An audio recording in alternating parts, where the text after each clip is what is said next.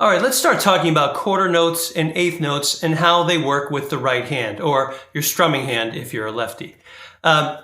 Basically, in general, we're going to do the quarter note, the downbeat, the 1, 2, 3, 4 with a downstroke, just like this. 1, 2, 3, 4. That's a G chord, for example. But right now, we're not even going to use chords. We're going to do a percussive thing so you can really focus on the rhythm. Might sound weird, but I'll explain it to you right now. We're going to take your left hand just very flat like this, just like you're going to high five somebody. And you put your fingers across all 6 strings very lightly. If you push too hard, you'll get string noise like this. Or that's pushing too hard. You want a really light touch across all the strings, okay? And just strum like usual. You'll get that nice percussive thing that you hear all the time with guitar, and we'll get into this later. It adds a lot of, cool vibe to the rhythm, like.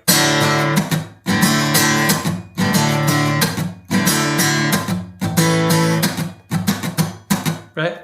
That's always a fun part of playing, especially with acoustic. So anyway, we're going to do just quarter notes with the percussive sound with the right hand, and you want to try to keep it even. 1, 2, 3, 4. 1, 2, 3, 4.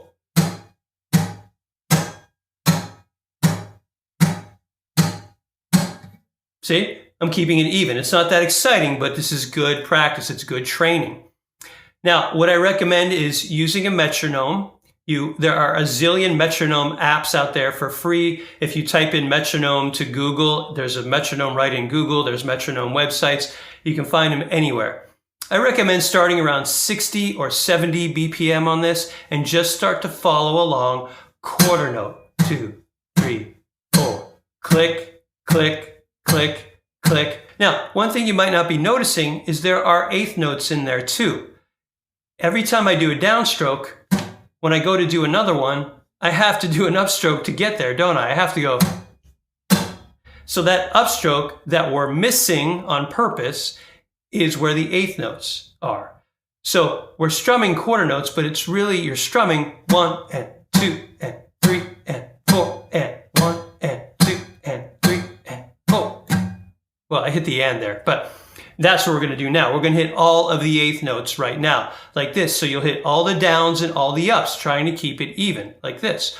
1 and 2 and 3 and 4 and 1 and 2 and 3 and 4 and.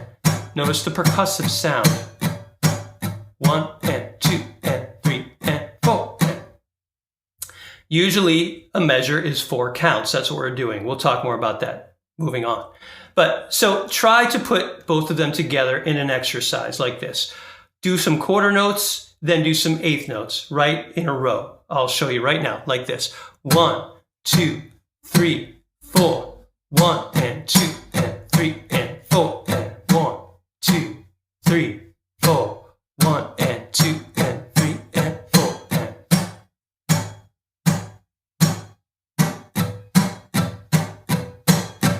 Cool. Now, if you actually watch that again and turn the volume off, which might sound silly, but if you turn the volume off, you'll notice that you can't really tell when I'm doing quarter notes or when I'm doing eighth notes. I'm training you to keep that nice, even metronome style movement in the right hand. It does this for quarters and this for eighths.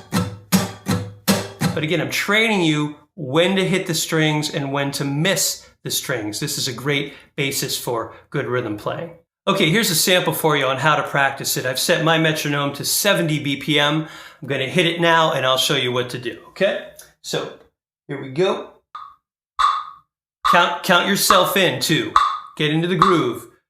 Use your head or your foot. Try to get involved in the click.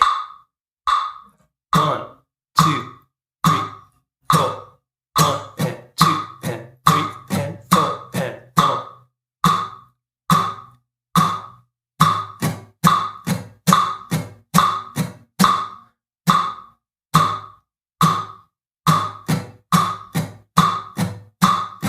So it's quarter notes, then eighths.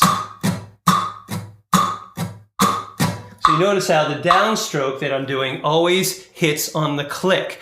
I usually tell students to try to imagine that you're holding a drumstick in your right hand, and that every time you go downstroke, it goes click. So if you can match that up with the clicking sound of the metronome, you're going to be right in the groove, right in the rhythm.